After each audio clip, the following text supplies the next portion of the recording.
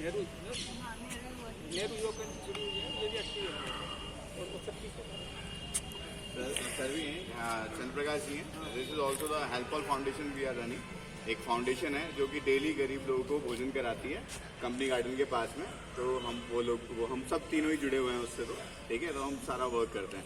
तो बेसिकली आज सर ने बुलाया कि बच्चों को थोड़ा सा मोटिवेट करना है। तो अभी आप मेरे को लाइफ में बताइए, अपने अपने टारगेट आप लोगों ने बना रखे होंगे। ठीक है, तो टारगेट अगर सबसे पहले कोई भी टारगेट अगर आप बनाते हो तो उसके लिए सबसे पहले किसकी ज़रूरत होती है? किसकी ज़रूरत होती है? दिमाग की ज़रूरत होती है। ठीक है, आपकी माइंड की ज़रूरत पड़ती है। और माइंड ओपन कब होता है? जब हम दौड़ेंगे, भागेंगे, एक्टिव होंगे, तब आपका माइंड वर्क करना स्टार्ट करता है। अगर आप बैठे रहेंगे ना, तो अगर मोबाइल में लगे रहेंगे तो आपका माइंड भी काम करना बंद कर देगा। वो केवल इतना ही सोचेगा कि वो जो कौन सा गेम खेलते हो, BGMI और वो कौन कौन से चलते हैं तुम्हारे, कि हाँ फ्री फायर, तो वो तो बस यही। हाँ, तो माइंड केवल इतना ही काम करने लगेगा कि कहाँ मैं ढूंढूं, कहाँ गोली चलाऊं, है ना। उसके बाद क्या होता है, एक ऐसी सिचुएशन में आ जाते हो कि आपको बस मोबाइल ही दिखने लगता है। हमारे पास बहुत सारे केसेस हैं। आप तो चलो पता नहीं बहुत अच्छी फैमिली से होंगे। हमारे पास APS में जो बच्चे पढ़ते हैं, देखिए उनके पास मान लो 3rd क्लास से मोबाइल आ गया। सिचुएशन में बताता हूँ कि आपको लाइव एग्जांपल बता देता हूँ। अभी लास्ट ईयर की बात है, एक बच्चा 8th क्लास का, ठीक है, उस 8th क्लास का बच्चे ने 1 महीने तक स्कूल आना ही बंद कर दिया। तो हम उसके घर गए कि भाई प्रॉब्लम क्या है। उसके पेरेंट भेजना चाह रहे हैं, है ना, लेकिन वो स्कूल नहीं आ पा रहा है, कमरे में बंद होकर पड़ा हुआ है। ठीक है, हम उसके घर गए कि भाई सिचुएशन क्या है, बच्चा क्यों नहीं आ पा रहा। ठीक है, तो उस कंडीशन में नहीं है कि वो आ पाए। क्यों? क्योंकि वो एडिक्ट हो गया मोबाइल का। तो सोचने समझने की कैपेसिटी खत्म हो गई। यानी कि जो बच्चा 7th क्लास तक बहुत अच्छा पढ़ रहा था, ब्रिलियंट बच्चा था, वो एक बार मोबाइल में ऐसा घुसा कि उसके अंदर ही घुसता चला गया। देखिए, अभी उसको डॉक्टर से ट्रीटमेंट चल रहा है और डॉक्टर ने उसको 2 साल तक स्कूल ना भेजने के लिए बोल दिया। कंडीशन देखिए, यानी कि उसकी लाइफ के 3 साल खत्म हो गए और अभी पता नहीं और कितने साल वो नहीं आ पाएगा। 2 साल तो अभी डॉक्टर ने बोला है कि 2 साल तक नहीं जाना। तो सोचो कि मोबाइल कितना डेंजरस है। ठीक है, तो सबसे पहले अगर आपको स्पोर्ट्स के अंदर बेस्ट बनना है, ठीक है, तो अगर आपको स्पोर्ट्स के अंदर बेस्ट बनना है तो सबसे पहला जो आपको काम करना है वो मोबाइल नहीं लेना है। ये ध्यान रखें। अपने पेरेंट का मोबाइल भी यूज़ नहीं करना है, अपना पर्सनल मोबाइल भी यूज़ नहीं करना है, सबसे इंपॉर्टेंट बात। सेकंड इज टीवी भी अगर आप देखते हैं तो लिमिटेशन में देखनी। न्यूज़पेपर जरूर पढ़ना है। टीवी में न्यूज़ अगर आप सुनते हो तो वो जरूर सुननी है। This is a very important for your life, for your future. Because आपको ये तो पता होना चाहिए कि दुनिया में क्या चल रहा है। ठीक है, अगर हम ये भी पता रहेगा तो हम आगे नहीं बढ़ पाएंगे। ठीक है, और टारगेट हमें अलवर तक नहीं रह के चलना है, हमें राजस्थान तक नहीं सोच के चलना है। जब आप पूरी दुनिया के बारे में सोच के चलोगे ना, तभी एक बहुत बड़े मुकाम पे पहुंच पाओगे। आप इतने सारे एग्जाम्पल्स देखते हो, किसी का भी अब एग्जाम्पल देख लो। इलॉन मस्क के बारे में जानते हो? इलॉन मस्क जानते हो? कौन कौन जानता है इलॉन मस्क के बारे में? Only one. Who is Elon Musk? चलो बताओ। तो ऐसे यहाँ तक हाँ, तो अभी अमेरिका के चुनाव हुए, उसमें उसका बहुत इंपॉर्टेंट रोल है इलॉन मस्क के। हाँ, तो ये पता होना चाहिए। आज के टाइम में ये समझ लो सबसे पावरफुल आदमी है इलॉन मस्क। और सबसे पावरफुल आदमी है जो वर्ल्ड की सबसे बड़ी पावर अमेरिका को अपने हाथ में लेके बैठा। अब उसकी वाइफ भी आई थी, है ना, कुंभ मेले में, पता है, उसका भी खूब आया था। हाँ, इलॉन मस्क अलवर भी आया हुआ है, आपको पता है? ठीक है, अलवर भी आया हुआ। वो किसी स्कूल में आया था, गवर्नमेंट स्कूल में, बच्चों को मोटिवेट करने के लिए। ठीक है, तो हम तो एक बहुत छोटे लेवल पे आपको मोटिवेट करना है, लेकिन बड़े बड़े लोग भी आते हैं। केवल इसलिए आते हैं ताकि आप सब लोग भी आगे पहुंच के उनके लेवल तक पहुंच पाओ। ठीक है, तो सबसे पहले हमने आपको बताया कि आपको मोबाइल छोड़ना है, टीवी छोड़नी है, और उसके बाद न्यूज़पेपर रेगुलर पढ़ना है। उसके बाद आते हैं फिटनेस पे। फिटनेस में आपकी रेगुलरिटी इज मैंडेटरी। आप सुबह अगर उठते हैं, टाइम पे उठना है। आप अगर कोई भी एक्टिविटी करते हैं, जो भी, अगर आप रनिंग करते हैं तो रनिंग, कोई भी एक्सरसाइज करते हैं तो एक्सरसाइज, अगर बास्केटबॉल पे अगर काम कर रहे हैं तो बास्केटबॉल की जो प्रैक्टिस करते हैं वो, यानी कि रेगुलर आपकी प्रैक्टिस होना बहुत जरूरी है।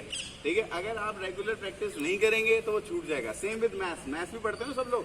ठीक है, मैथ्स को रेगुलर पढ़ना पड़ता है कि नहीं पढ़ना पड़ता? रेगुलर प्रैक्टिस करनी पड़ती है कि नहीं करनी पड़ती है? ठीक है, अगर आप रेगुलर प्रैक्टिस नहीं करोगे मैथ्स की तो मैथ्स भी ऊपर चली जाती है। Same with your sports. अगर आप रेगुलर प्रैक्टिस नहीं करोगे तो स्पोर्ट्स भी नहीं आएगा। अगर आपको एक नेक्स्ट लेवल तक लेके जाना है, आज आप सर को देख रहे हो, सर की पोजीशन आपको जो नॉर्मली लग रहे हैं यहाँ सिखा रहे हैं, लेकिन सर की पोजीशन एक स्टेट में और एक इंडिया में बहुत बड़े लेवल पे है। ठीक है, सर छोटे मोटे पर्सन नहीं है, लेकिन ये तो आप लोगों के लिए कर रहे हैं, है ना।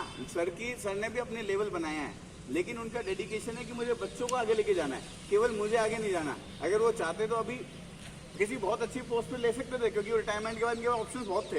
ये किसी और बहुत अच्छी ऑर्गेनाइजेशन से जुड़ के बहुत आगे सेंटर में काम कर सकते थे, दिल्ली में बैठ सकते थे, लेकिन इन्होंने किसको चुना? इन्होंने चुना आप लोगों को। ठीक है, कि मैं ना पहुंचूं लेकिन मेरे बच्चे उन पोस्ट पे पहुंचे।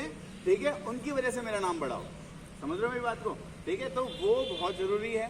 ठीक है, साथ में आपको एक दूसरे की हेल्प करना बहुत जरूरी है। तो लाइफ का जो थर्ड रूल मैं बता रहा हूँ वो क्या है? सबसे पहले मैंने बताया मोबाइल टीवी छोड़ना। सेकंड में बताया रेगुलरिटी इज मैंडेटरी, जो भी काम करो रेगुलर करो, जो भी प्रैक्टिस करो रेगुलर करो। एंड थर्ड, एक दूसरे की हेल्प करना।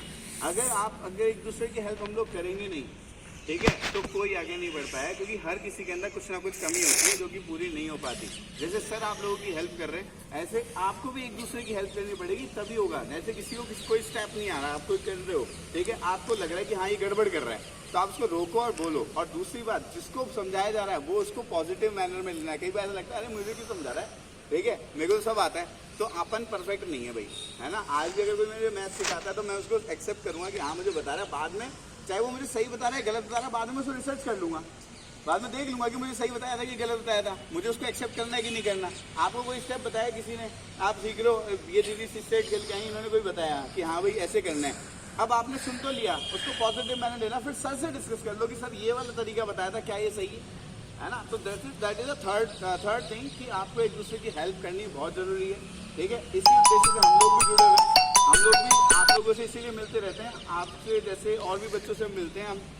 जैसे आप गरीब लोग हैं जहाँ पे झुग्गी बस्तियाँ भी हैं, है ना, वहाँ पे भी हम इवनिंग क्लास में कभी मदद हेल्प करने के लिए जाते हैं। साथ के अंदर वहाँ पे हम फूड डिस्ट्रीब्यूशन के लिए भी जाते हैं, क्लॉथ डिस्ट्रीब्यूशन के लिए भी जाते हैं, उनके पेन पेंसिल वगैरह के लिए जाते हैं। वो सब इसलिए ताकि क्या पता उनको नहीं मिल पा रहा, हमारे एक नोटबुक की वजह से वो बच्चा पढ़ जाए।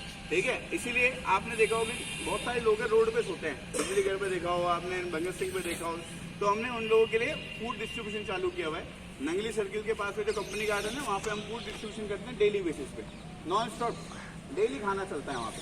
ठीक है, साथ में वहाँ क्लॉथ डिस्ट्रीब्यूशन होता है। क्यों होता है? केवल कि सब एक दूसरे से, और वो ये नहीं कि मैं अकेला करता हूँ, है ना, सबको हम बोलते रहते हैं, ठीक है, कि हम ऐसा कर रहे हैं, हम ऐसा कर रहे हैं, तो फिर आप भी जुड़िए हमारे साथ। तो कोई भी आ जाता है और आप हमारे साथ बोलता है कि सर मेरे पास पुराने क्लॉथ पड़े हुए मैं देना चाहता हूँ। कोई बोलता है कि सर मेरी पुरानी बुक्स यूज़ नहीं आ रही, मैं अपनी बुक्स देना चाहता हूँ, किसी को जरूरत है तो बता दो, है ना। कोई कहता है मेरी पुरानी नोटबुक्स बच गई जो मेरे काम नहीं आएगी, हम देना चाहते हैं। तो ये मतलब हैंड टू हैंड सब एक दूसरे से जुड़ते जाएंगे तो हम इंडिया को बहुत बड़े लेवल पर लेके जा सकते हैं।